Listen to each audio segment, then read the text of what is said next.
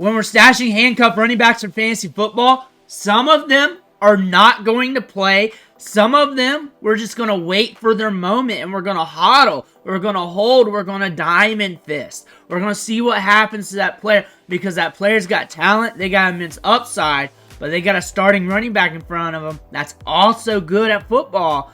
But if that starting running back goes down, then it's wheels up for that running back. And a lot of times these running backs get dropped to the waiver wire or you can pick up on the cheap via trade middle of the season. But their opportunity is unknown but could happen at a drop of a dime. Today, we got to look at Blake Corum again. We got to look at his situation. You can see whether or not you need him for fantasy football because he is a hold. He's a guy to diamond fist, but he's also hard to hold right now. We're getting into bye weeks, injuries, and everything else.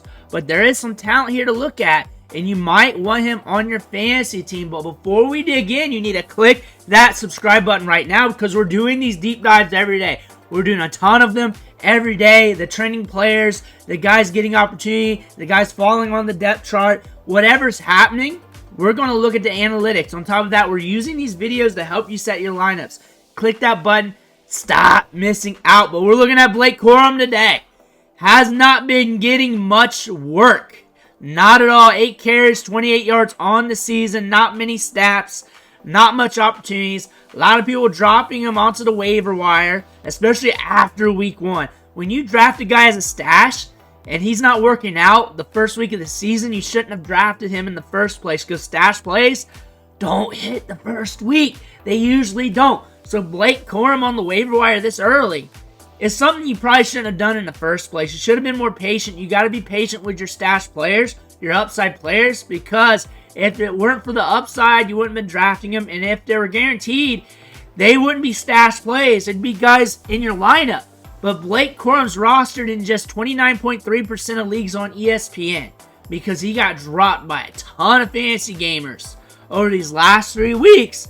But we go back to his profile back at Michigan. Go back to that 2022 season where he was one of the top running backs in all of college football, where he supplied his most production, 18 touchdowns, 1,400 yards. On top of that, 3.35 yards after contact per attempt. He had big game after big game.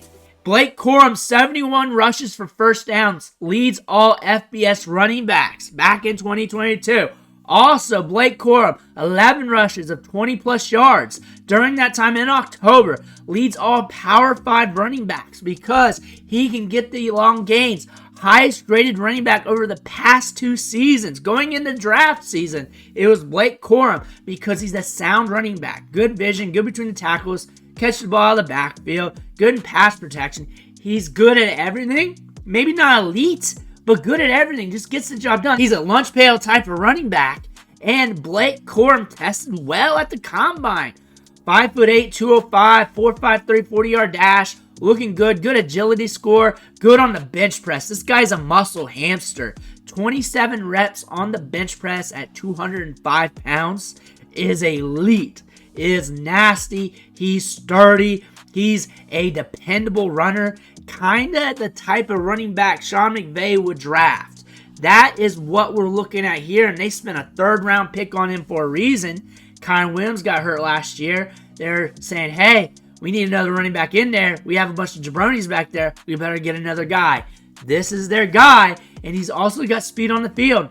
Not just at the combine, but we can hit 20 miles per hour in game. So we can do that, and this isn't a long run. Not too much to build up here to get to 20 miles per hour. We can hit that. And we're looking at this backfield after Kyren Williams. Ronnie Rivers, Old Faithful's there. But not much competition behind Kyren Williams. But Kyren Williams right now is the guy.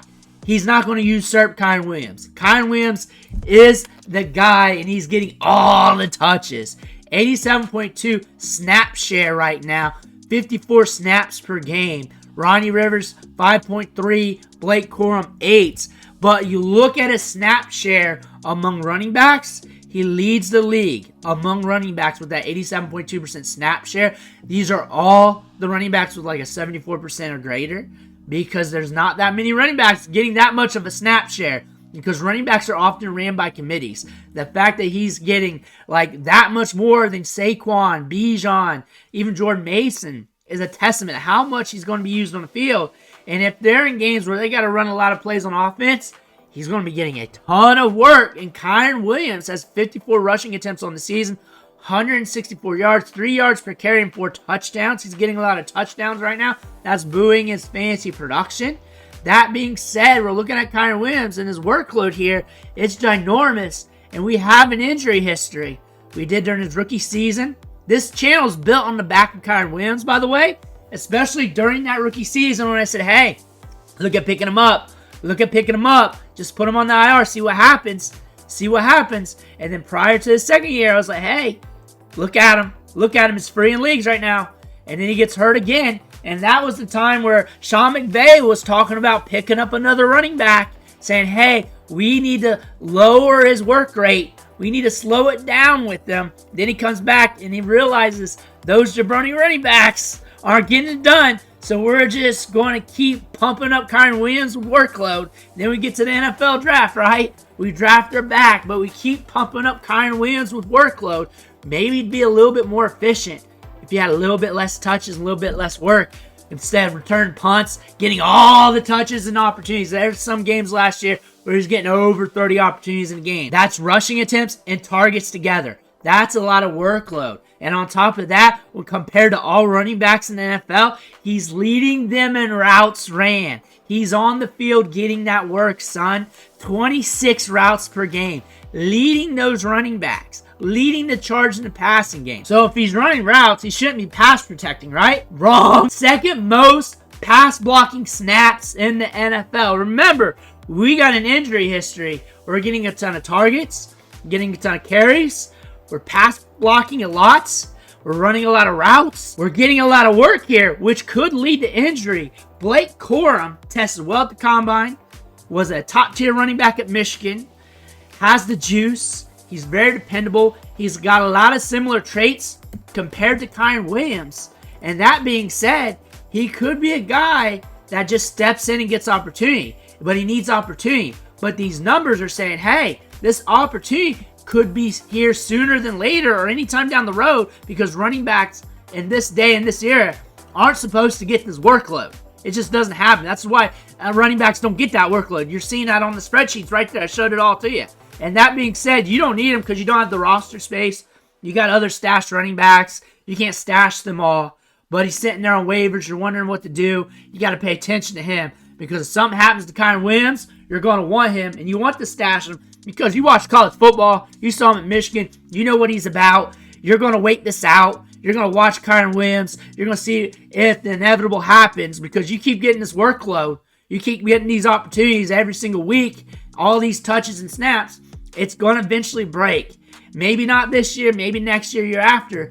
Father Time wins. And I'm not saying he's injury prone or anything like this, but the odds are starting to mount up in this favor, especially when you're looking at this Rams offense. It's not going to be the same Rams offense with these wide receivers being out, but still, he's a top-tier handcuff still. He's a top-tier talent. They're just using Kyren Williams way too much than needed, but if something happens to Kyren Williams, he's going to get the workload. He's going to get the opportunities, and you're going to want that for your fantasy team. Let me know what you think in the comments below. Make sure to hit that subscribe button on the way out. Thank you for watching. Catch you on the next video.